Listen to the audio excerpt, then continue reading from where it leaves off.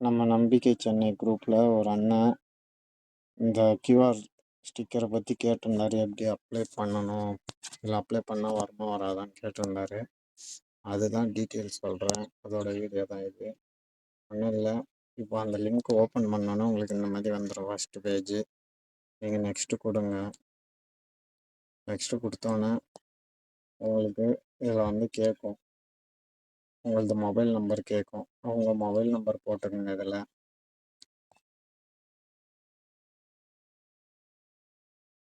ரெண்டாவது இதில் வந்து உங்களோட இது இமெயில் அட்ரஸ் கொடுத்துங்க. அதுக்கப்புறம் உங்கள்ட்ட வந்து அதான் ஆல்ரெடி இருக்குதா, இருந்தது டேமேஜ் ஆயிடுச்சா, அப்படி இல்லைன்னா தொலைஞ்சிச்சா, இல்லை நியூவாக இப்போ புதுசாக வாங்குறீங்கன்னா புதுசு கொடுத்துருங்க. புதுசு கொடுத்துட்டு நெக்ஸ்ட்டு கொடுத்துருங்க.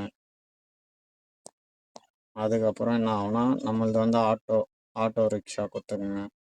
நீங்கள் எந்த ஆர்டிஓவோ அந்த ஆர்டிஓவை கிளிக் பண்ணிக்கோங்க. அதுக்கப்புறம் வண்டியோட பதிவு எண் போட்டுக்கோங்க. இதில்